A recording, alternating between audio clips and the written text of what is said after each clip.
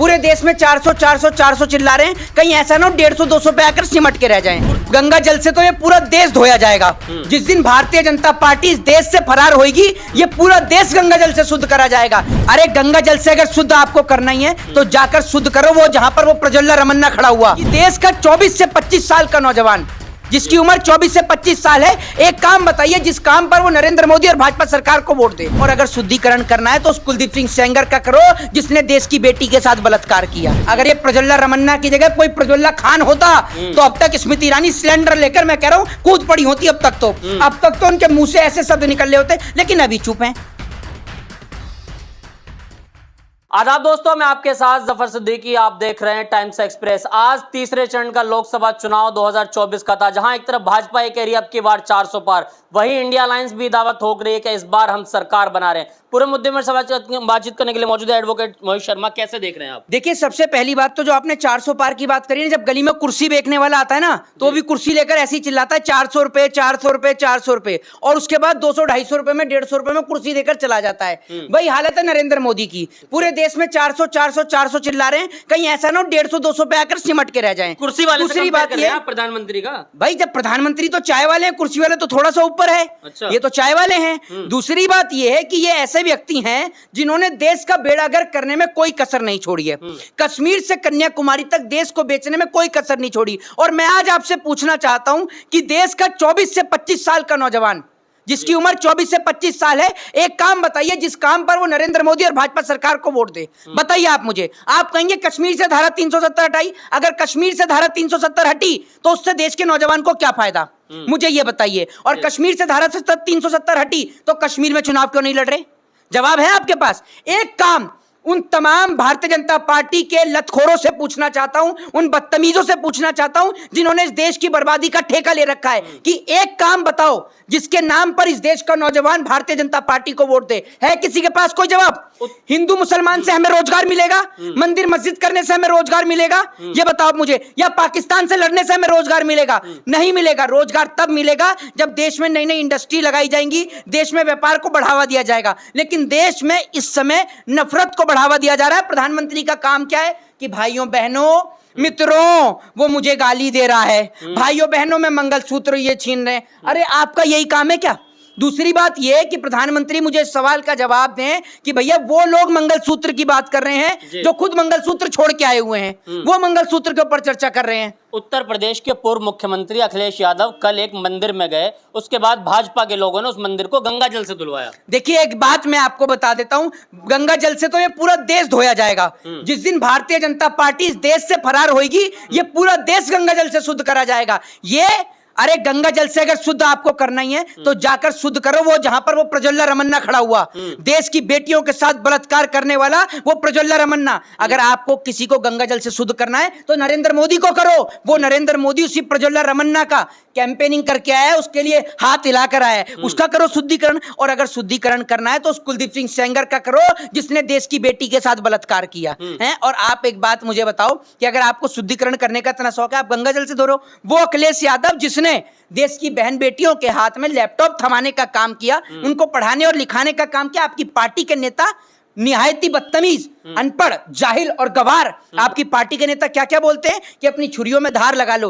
वो देश के बच्चों को पढ़ाने की बात करने वाले अखिलेश यादव, उनको तो जनता ने नकार दिया, लेकिन ये हिंदू मुसलमान करने वाले आज सत्ता में बैठे हैं। तो यही कहना चाहूंगा कि अगर अपने बच्चों को पढ़ाना चाहते हो, लिखाना चाहते हो, तो अखिलेश यादव जैसे व्यक्ति को वोट दो जिसने आपके बच्चों के हाथ में लैपटॉप थमाने का काम किया। अच्छा, एक तरफ नवनीत राणा एक सांसद है, महिला सांसद है भाजपा की, उन्होंने कहा कि जो देश में रहना होगा तो जय श्री राम कहना होगा। अभी लेटेस्ट उन्होंने बयान दिया। देखिए, मैं पाकिस्तान, अरे मेरी बात सुन लीजिए, देश में रहना होगा तो संविधान कहना होगा, पहली बात तो ये। दूसरी बात ये कि जय श्री राम आपसे पूछ कर नहीं बोलेंगे हम। और जय श्री राम का नारा मंदिर में दिया जाता है, सड़कों पर नहीं दिया जाता। सांसद है वो, मंचों पे बोल रहे हैं। अरे मंचों पर सांसद है, सांसद का काम ये होता है।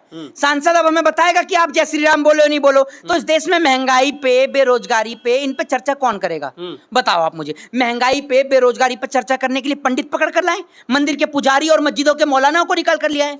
जब भैया इस देश के नेता जय श्री राम पे चर्चा कर रहे हैं, मंदिर और मस्जिद पे चर्चा कर रहे हैं, तो किसी को शिक्षा पे चर्चा करने के लिए पुजारियों को पकड़ लाते हैं। लेकिन देश के प्रधानमंत्री तो देश की बहन बेटियों की मंगलसूत्र की हिफाजत की बात करते हैं, देश में घुसपैठिया घुसते हैं उसकी बात करते हैं, देश को बचाने की बात नहीं, एक बात आप मुझे तो मंगलसूत्र की बात प्रधानमंत्री किस मुंह से कर रहे हैं? जरा मुझे बताओ, किस मुंह से प्रधानमंत्री नरेंद्र मोदी मंगलसूत्र की बात कर रहे हैं? ये बताइए। कोविड के टाइम पर देश की बेटियों का मंगलसूत्र इन्होंने उतरवाने का काम किया, आपने देखा किस तरीके से। और ये प्रधानमंत्री जो अपनी बात के नहीं है, ये अपनी बात पे कहाँ टिकते हैं? अगर प्रधानमंत्री अपनी बात पे टिकते तो इस देश का प्रत्येक नागरिक 15-15 लाख रुपए का हकदार है। 2-15 लाख रुपए आपकी हैसियत है। ये आप एक बात बताइए, ये वो प्रधानमंत्री है जो कराची से दाऊद को लाने की बात करता है, लेकिन अब तक नीरव मोदी को नहीं लेके आ पाया। और नीरव मोदी भी छोड़ दो, प्रज्वल रमन्ना को नहीं लेके आ पा रहा।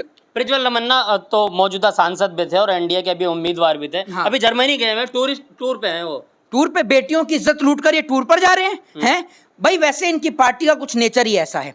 मैं आपको बता दूं, जब बेटियों की इज्जत लूट रही थी तो जो कहता है कि पूरा देश मेरा परिवार है, वो परिवार वाला विदेश घूम रहा था। जब बेटियों को यहाँ निर्वस्त्र किया जा रहा है तो वो विदेश घूम रहा है, कभी शेखों के हाथ चूम रहा है, कभी मिस्र की मस्जिदों में जा रहा है। उसको कोई फर्क नहीं है, उसको कोई फर्क नहीं कि आपकी बेटी की इज्जत लूटे, आबरू लूटे, उसे कोई फर्क नहीं। और ये बेशरम लोग, ये भारतीय जनता पार्टी के बेशरम लोग, जिनमें इतनी सी भी अकल नहीं है, गौमूत्र और गोबर का सेवन करने वाले लोगों को इतना सा नहीं दिखता। इनसे समझदार मैं उस गाय के बछड़े को समझता हूं, जो गाय का बछड़ा माँ का मूत्र पीने की बजाय माँ का दूध पीता है, गाय का दूध पीने का काम करता है। ये लोग गाय का दूध छोड़ के गाय का मूत्र पी रहे हैं, गौमूत्र पी रहे हैं जी। तो प्रधानमंत्री की मतलब तुलना जो है आप बड़े मतलब नीचे स्तर से कर रहे हैं, इसकी क्या वजह है? मोहित शर्मा इतना क्यों भाई कर रहे हैं एक बात नहीं, एक बात आप मुझे बताओ, देश के नौजवान का बेड़ा गर्क कर दिया।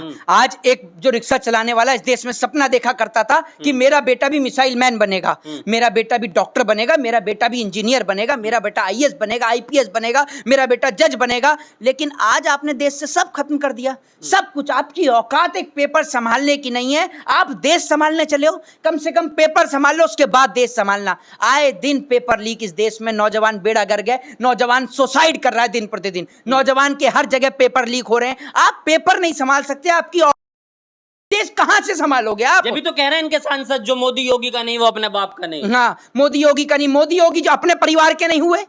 मोदी योगी अगर अपने परिवार के होते तो मोदी जी ने सर क्यों नहीं मुंडवाया अपनी माता जी का निधन हो जाने पर?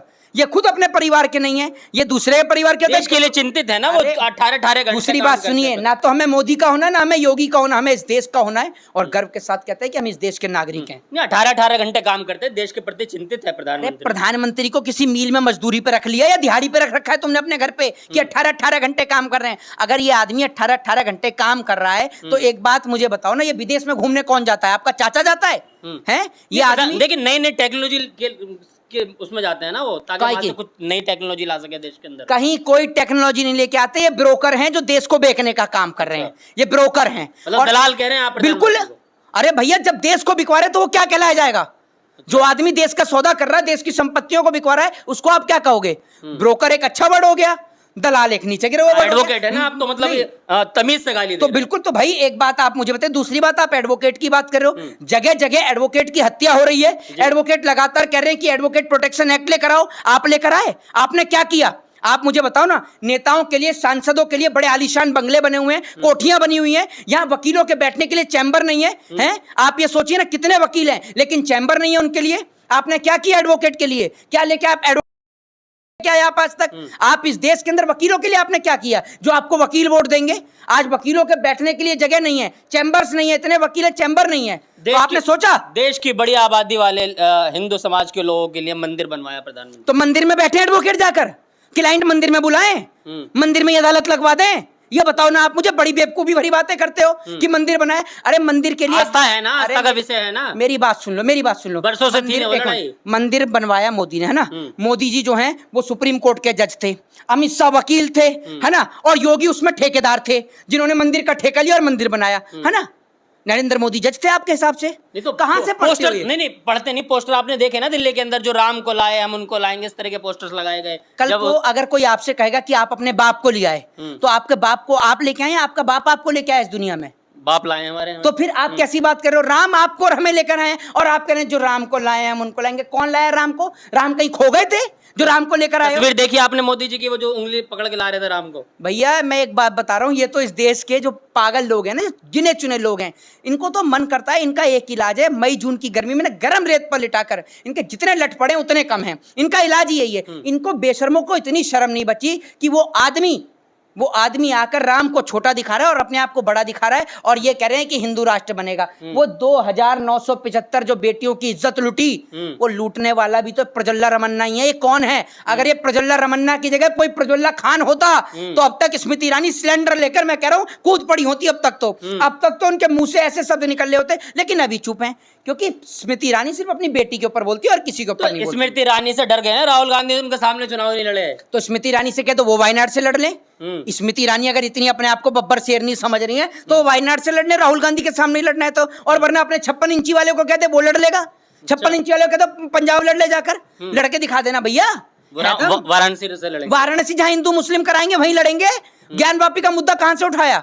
बताओ ना आप मुझे, क्यों लड़ रहे हो यूपी से? जब काम किया कश्मीर से लड़ लो। धारा 370 हटाई, कश्मीर में प्रत्याशी नहीं मिल रहा बीजेपी को, इतनी हालत खराब है। अच्छा, एक आखिरी सवाल, चिल्ला रहे हैं तार तो पार, तार तो पार। अच्छा एक आखिरी सवाल होगा, 400 पार का जो नारा वो कितना सफल होता दिख रहा है? क्योंकि आप लगातार लोगों के बीच रहते हैं तमाम मुद्दों। देखिए मैंने तो शुरुआत में आपको जाहिर कर दिया, कुर्सी बेचने वाला 400 से शुरुआत करता है, कितने पे आके 150 180 पे सिमट जाता है। वही हालत होने वाली है कुर्सी बेचने, देश बेचने वालों की भी, उनकी भी यही हालत होगी। चलिए बहुत बहुत शुक्रिया। हमारे साथ एडवोकेट मोहित शर्मा थे, तमाम सवालों का जवाब दिए, बेबाकी से बोलते हैं और बेबाकी के अंदाज से पहचाने भी जाते हैं। उन्होंने कहा कि 150 से 200 में सिमट कर रह जाएगी भाजपा। तो क्या सपना पूरा हो पाएगा प्रधानमंत्री का तीसरी बार ताज पहनने का, या फिर अधूरा रह जाएगा? किसके सर पर होगा इस बार पीएम का ताज और कौन करेगा देश पर राज?